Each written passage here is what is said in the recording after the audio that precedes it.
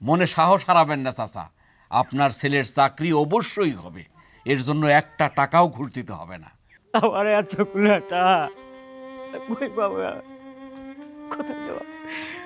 কথা কাও না খা, কই পাবো? এত হলে ঘর তালা বাড়ি থেকে দিয়েছে, কই যাবো আমরা? ওলার খবর নাই, কোথায় গেছে, কোন জায়গায়, কি খায়, কি করে।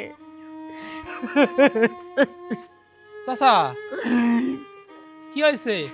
ঘর থুইয়া বাইরে বাইরে কান্দাছেন? ও চাচি কি হয়েছে? আপনারা দুইজনে কান্দেন গে? কি কব, কি কব আমি কইতে পারো? আমার তো সব শেষ। পোলাটা হারাইলাম, পিঠা বাড়ি হারাইলাম, আমি তো রাস্তার ফকির হয়ে গেছি বাবা, কিছু কর নাই আমার। কি হয়েছে চাচা? ঘটনাটা খুইলা কোন তো। কি কব বাবা, কইতে পারো? পোলার চাকরির জন্য 10 লাখ টাকা ধার দেনা কইরা মানুষের কাছে হাত পাও ধরিয়া 10 লাখ টাকা আমি ঘুষ দিয়েছিলাম। চাকরি হয় নাই, চাকরি তো হয় নাই, টাকাও সে ফেরত দেয় না। আজ দিব, কাল দিব, পরশু দিব, এখন বেড়া ফোনই ধরে না। ওই তোমার চাষি দেহ কানতে কানতে পাগলের মতো হয়ে গেছে।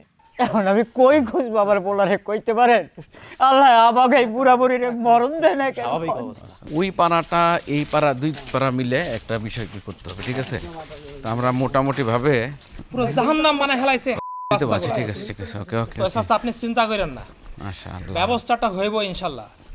আমি আপনারে একজনের কাছে লয়ে যাবো।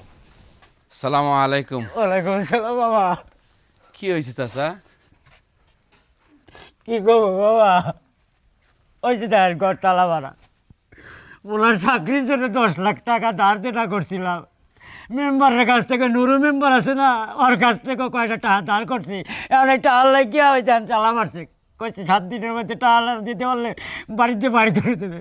মনে সাহস হারাবেন না চাচা, আপনার ছেলের চাকরি অবশ্যই হবে, এর জন্য একটা টাকাও ঘুষ দিতে হবে না। যার যার যোগ্যতা অনুযায়ী শেষে চাকরি পাবে।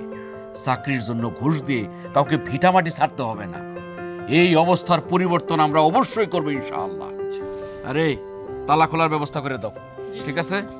চাচি আসি, আসসালামু আলাইকুম। ওয়ালাইকুম দোয়া আসসালাম করবেন, বাবা। ঠিক আছে? চলো চলো। চাচা আপনার কপালটা আসলে ভালো। আমি তো ইনাদের কাছে আপনারা নিয়ে যেতে চাইছিলাম। আল্লাহ তোমার বাসা রাখ বাবা। এভাবেই ভিটেমাটি হারানো হাজারো করিম চাচাদের পাশে ভরসার হাত হয়ে দাঁড়াবো আমরা। সকলে মিলে গড়ে তুলব দুর্নীতি ও বেকারত্ব মুক্ত স্বপ্নের বাংলাদেশ। আর কোনো দুঃস্বপ্ন নয়, নতুন বাংলাদেশের যাত্রা শুরু হোক আমাদের হাত ধরেই।